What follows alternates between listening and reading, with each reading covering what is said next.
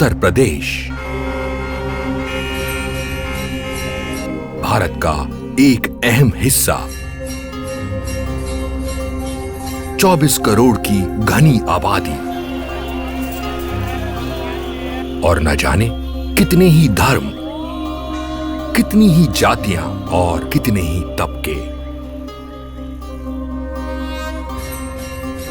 देश की संस्कृति की धरोहर से लबालब इस प्रदेश में आत्मा तो थी, पर शरीर कुव्यवस्था की बीमारियों से जर्जर हो रहा था।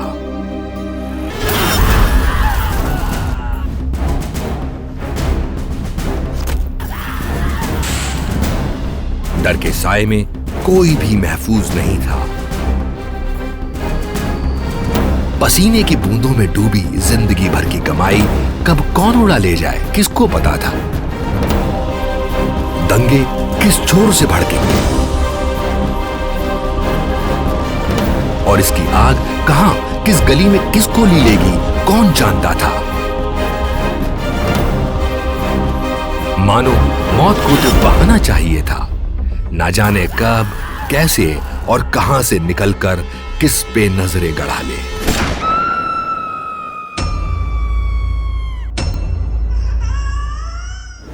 चौबीस करोड़ की आबादी और चौमुखी विकास काम आसान नहीं था, लेकिन माननीय मुख्यमंत्री श्री योगी आदित्यनाथ जी ने प्रधानमंत्री श्री नरेंद्र मोदी के नेतृत्व में यहां के लोगों को और उस प्रदेश को आसमान की ऊंचाइयों पर ले जाने का बीड़ा उठा लिया। पर ऊंचाइयां छूने के लिए उत्तर प्रदेश की जनता को खौफ के सायों से बाहर निकालना था और अपराध को खत्म करना था, जिसके लिए कड़े कदम उठाए गए। खासतौर पर महिलाओं के खिलाफ अपराध पर नीति अपनाई गई जीरो टॉलरेंस की। माननीय मुख्यमंत्री की जीरो टॉलरेंस पॉलिसी ने पाले बदल दिए। प्रदेश में 59 नए पुलिस स्टेशन, 29 नई चौकियां, 5 नए महिला थाने और 1535 थानों में स्पेशल महिला डेस्क की स्थापना की है। इसके अलावा आर्थिक अपराध शाखा के 4 थाने, विजिलेंस के 10 थाने, साइबर क्राइम के 16 नए थाने और 13 नए चेक पोस्ट स्थापित किए गए हैं। इतना ही नहीं, पुलिस बल को और मजबूती देने के लिए यहाँ करीब 1.43 लाख से ज्यादा पुलिस कर्मियों की भर्ती हुई है। साथ ही लखनऊ और गौतम बुद्ध नगर में पुलिस कमिश्नर व्यवस्था लागू की गई। 2017 के पहले उत्तर प्रदेश दंगों की आग में कई बार झुलसा, फिर चाहे वो कश्मीर में अनुच्छेद 370 हटाने का फैसला हो या फिर राम जन्मभूमि का फैसला। प्रदेश पर एक भी दंगे का दाग नहीं और कहीं भी किसी मोहल्ले, गांव या शहर में दंगे की आग नहीं। उत्तर प्रदेश की फिजाओं को बेखौफ पाकर लोगों के चेहरों पर मुस्कान लौट आई। सुकून मिला। सुकून तो मिला, पर जिंदगी के बहुत से मसले बाकी थे। पेट भी खाली और जेब भी खाली। आंखों में तलाश थी रोजगार की, और रोजगार के लिए अहम थी शिक्षा, तालीम, एजुकेशन। सरकार ने इस जरूरत को समझा और शुरू हुई शिक्षा व्यवस्था को सुधारने की मुहिम। और इस पहल के तहत 1.35 लाख से अधिक शिक्षकों को रोजगार मिला।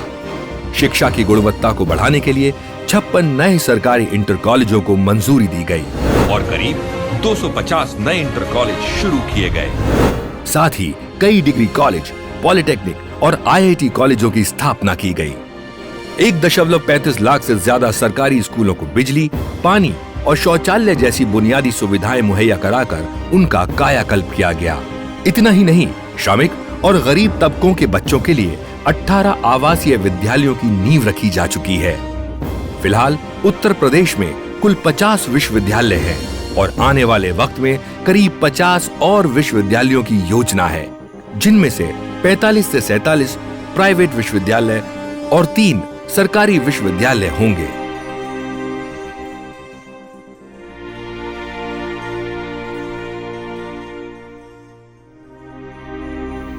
उत्तर प्रदेश के विकास का कार्य प्रगति पर था, पर तभी वक्त ने ऐसी चाल चली कि दुनिया की चाल धीमी पड़ गई। देश कोरोना जैसी महामारी की चपेट में आ गया। कोरोना जैसी विपदा में शिक्षा को पूरी तरह से इंटरनेट से जोड़ दिया गया। विद्यार्थियों के लिए इंटरनेट की पहुंच सुलभ बनाने के लिए यूराइज पोर्टल के माध्यम से विद्यार्थियों को एजुकेशन काउंसलिंग ही नहीं, करियर तक चुनने में मदद की गई। इसके तहत 20 लाख से ज्यादा विद्यार्थियों को व्यावसायिक तथा तकनीकी शिक्षा के साथ ई कंटेंट, लाइब्रेरी और ऑनलाइन कोर्सेज की सुविधा प्रदेश के अंतिम गांव तक पहुंचाई जा रही है। शिक्षा की इसी कड़ी को मजबूत बनाने के लिए मेडिकल, कृषि और इंजीनियरिंग जैसे शिक्षा संस्थानों की स्थापना प्रदेश में रोजगार से संबंधित शिक्षा को पुख्ता कर रही है। नेशनल एजुकेशन पॉलिसी 2020 के तहत यह पोर्टल व्यवहारिक और तकनीकी शिक्षा के क्षेत्र में ऐसी उपलब्धि है जिसकी वजह से उत्तर प्रदेश शिक्षा के क्षेत्र में देश का पहला राज्य बनकर सामने आया है।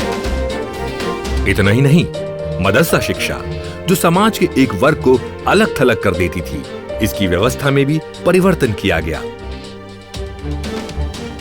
जिससे मुस्लिम विद्यार्थियों को समाज की मुख्य धारा से जोड़ा जा सके।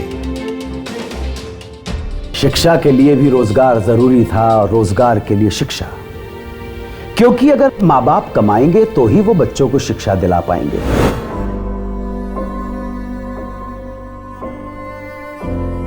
पढ़े लिखे लोग या तो मजदूरी करने को मजबूर थे या फिर अपनी शिक्षा से कम काबिलियत वाली नौकरी में संतोष कर रहे थे। और ये इन नौजवानों के साथ साथ उनके परिवारों के लिए भी सामाजिक आघात था। प्रदेश में करीब 22 लाख पढ़े लिखे बेरोजगार जो कि मजबूर थे या तो परिवार से दूर जाने को या फिर जिल्लत भरी जिंदगी जीने को। और इसी के मद्देनजर सरकार ने उठाए कई कदम। उत्तर प्रदेश में करीब 4.5 लाख नौजवानों को नौकरी मिली है। 82 लाख MSME यूनिटों की स्थापना से करीब 2 करोड़ के रोजगार का सृजन हुआ है। इसके अलावा सरकार ने 56,000 करोड़ का निवेश आकर्षित किया और इस निवेश से करीब 35 लाख लोगों को रोजगार के अवसर मिलेंगे। किसी भी निवेश से पहले कंपनियां उस जगह की पॉलिसियों से घबराती हैं, लेकिन कंपनियों की इस झिझक को मिटाने के लिए सरकार ने पॉलिसीज में रिफॉर्म किए। देश के सबसे बड़े डिजिटल सिंगल विंडो पोर्टल निवेश मित्र की शुरुआत की गई, जो एंटरप्रेन्योर को 166 सेवाएं उपलब्ध कराता है। इसके अलावा सरकार ने labour regulation, land allotment property registration, environment clearance और टैक्सेस सहित करीब 186 रिफॉर्म किए। इतना ही नहीं, योगी सरकार हर आपदा के लिए तैयार थी। कोरोना में लॉकडाउन के चलते जब प्रवासी मजदूर अपने घरों को लौटे तो भूख और प्यास के साथ रोजगार की चिंता भी थी।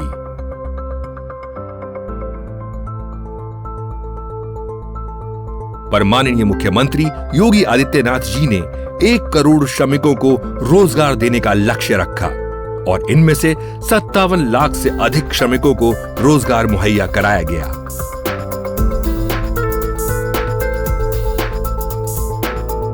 जमीन पर एक नए उत्तर प्रदेश के उभरने की तैयारी हो चुकी थी। अब सरकार की नजर थी आसमानों पर। 2,43,290 स्क्वायर किलोमीटर का क्षेत्रफल, लेकिन हवाई अड्डे सिर्फ 2। और इसका असर यात्री, व्यवसाय, रोजगार और प्रदेश का विकास सब पर था। जिस प्रदेश में पहले सिर्फ 2 हवाई अड्डे थे, अब उनकी संख्या 8 हो चुकी है और यहाँ कुल मिलाकर 20 हवाई अड्डे बनाने की तैयारी है, यानी हर मंडल पर करीब 1 एयरपोर्ट। साथ ही अब अंतर्राष्ट्रीय हवाई अड्डों की संख्या 2 से 5 होगी। अप्रैल 2017 तक जहां 17 घरेलू उड़ानें और 8 विदेशी उड़ानें थीं, 2021 तक घरेलू उड़ानों की संख्या 51 और अंतर्राष्ट्रीय उड़ानें 12 हुई। और नतीजा ये हुआ कि यहाँ हवाई यात्रियों की संख्या में 9.58% का इजाफा हुआ। लेकिन हवाई यात्रा के लिए जितना हवाओं का साथ जरूरी है, उतना ही जमीन का भी, क्योंकि हर उड़ान की शुरुआत और अंत जमीन पर ही होती है। यहां तक कि इन हवाई अड्डों को शहर और गांवों से भी जोड़ती हैं जमीन पर ही बनी राहें। सरकार को मार्गों और राजमार्गों की अहमियत और इनके फायदे मालूम थे और इसीलिए बिना देर किए इन पर काम शुरू किया गया।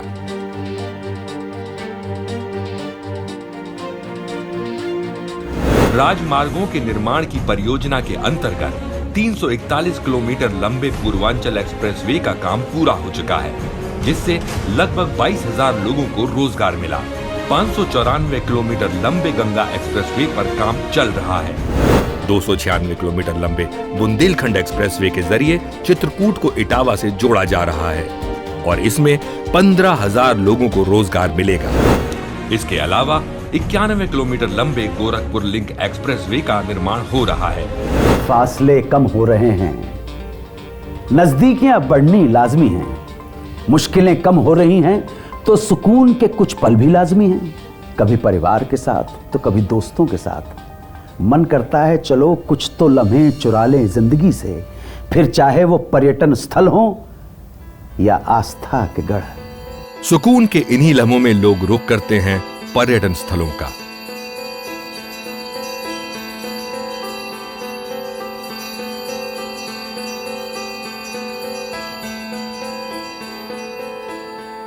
यूं तो उत्तर प्रदेश में देखने और दिखाने के लिए बहुत कुछ है, लेकिन ऐसे ही बहुत से पर्यटन स्थलों में लोकप्रिय हो रहा है गोरखपुर का रामगढ़ ताल।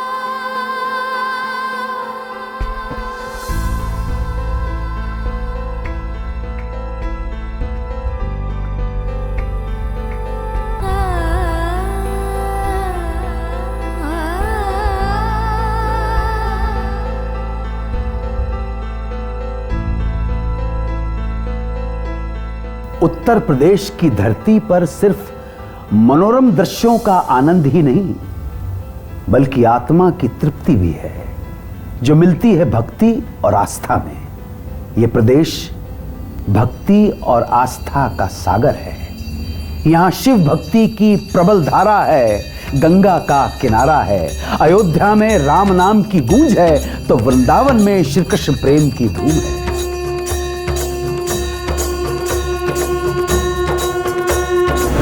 5 अगस्त 2020 को भव्य राम मंदिर के निर्माण की नींव रखी गई।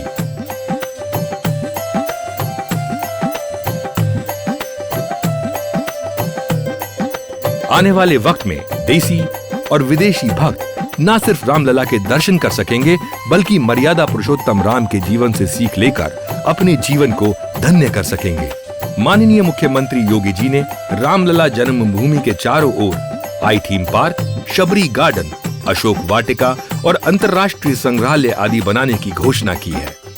इतना ही नहीं, सरयू नदी के किनारे 151 मीटर लंबी भगवान राम की मूर्ति स्थापित करने की भी योजना बनाई है। राम के दर्शन में कोई बाधा न आए, इसलिए अयोध्या को देश विदेश से जोड़ने के लिए एयरपोर्ट तथा रेल मार्ग के कार्य प्रगति पर है। यानी जो दर्शन की ठाने एक बार, राम जी करेंगे बेड़ा पार।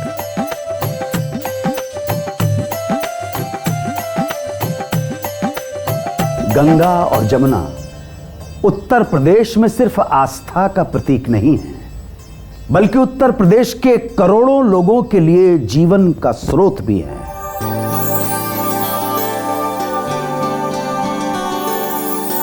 %66 किसानों की जनसंख्या वाली इस धरती को बरसों से ये दोनों नदियां सींचती आई हैं, पर फिर भी किसान के हाथ की लकीरें बंजर जमीन की तरह तिड़क रही थी। पिछली सरकारों ने वादे तो बोए, पर कागज पर। फिर भला खेतों में अंकुर कैसे फूटते? दिन भर खेत में हल चलाते किसान को दिन में धूप जलाती थी और रात को कर्जे की चिंता। कभी मौसम की मार तो कभी संसाधनों की कमी किसान के माथे का पसीना सूखने नहीं देती थी।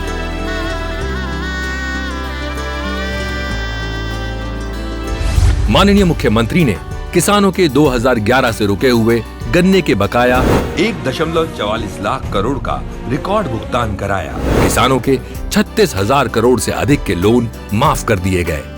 सरकार ने 4 करोड़ से अधिक किसानों के लिए भूमि स्वास्थ्य कार्ड जारी किए। हजारों किसानों को कृषि की मशीनें खरीदने के लिए 40% से 90% तक की सब्सिडी भी दी गई। प्रधानमंत्री कृषि सम्मान योजना के अधीन 37,500 करोड़ रुपए सीधे किसानों के खाते में भेज दिए गए हैं। कृषि विज्ञान केंद्र और कृषि विद्यालयों के जरिए कृषि विकास की शिक्षा के नए अवसर भी प्रदान किए गए, जिसके अंतर्गत करीब 20 नए कृषि विज्ञान केंद्रों की स्थापना की गई। गन्ना पेराई की क्षमता बढ़ाने के लिए करीब 20 चीनी मिलों का आधुनिकीकरण और विस्तारीकरण का काम चल रहा है और कोरोना काल में प्रदेश में करीब 119 चीनी मिलों का सफलतापूर्वक संचालन किया गया। 25 वर्षों में पहली बार खानसीरी की 267 इकाइयों को मंजूरी दी गई है। प्रदेश में 6 दर्जन से अधिक मिलें जो 2000 मेगावाट ऊर्जा का उत्पादन कर रही हैं, जिससे ऊर्जा क्षेत्र में यह उद्योग आत्मनिर्भर हुआ है। इतना ही नहीं, विभिन्न योजनाओं जैसे बुंदेलखंड क्षेत्र में भवानी और मंडल बांध परियोजना, सरयू नहर, मध्य गंगा नहर, उत्तर प्रदेश जल पुनर्निर्माण आदि के माध्यम से 18 लाख हेक्टेयर अतिरिक्त भूमि के लिए सिंचाई की सुविधा प्रदान की गई। बुंदेलखंड में खेत तालाब योजना के अंतर्गत 19,500 से अधिक तालाबों का निर्माण किया गया। गोरखपुर में आमी नदी, ललितपुर में ओड़ी नदी, पीलीभीत में गोमती नदी और अयोध्या में तमसा नदी को पुनर्जीवित किया गया है।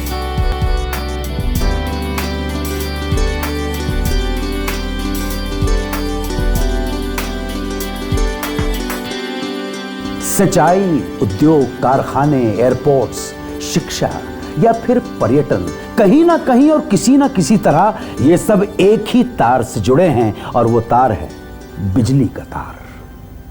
और अगर इस तार में करंट ना हो तो सब कुछ ठप। लेकिन प्रधानमंत्री माननीय नरेंद्र मोदी के नेतृत्व में माननीय मुख्यमंत्री योगी जी ने उत्तर प्रदेश को रोशन कर दिया। जिला मुख्यालयों में 24 घंटे, तहसीलों में 20 घंटे और गांव में 18 घंटे बिजली उपलब्ध कराई जा रही है।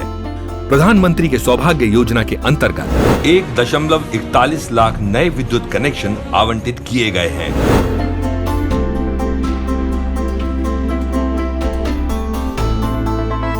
क्या आपको मालूम है उत्तर प्रदेश को पहले किस नाम से पुकारा जाता था? बीमारू प्रदेश।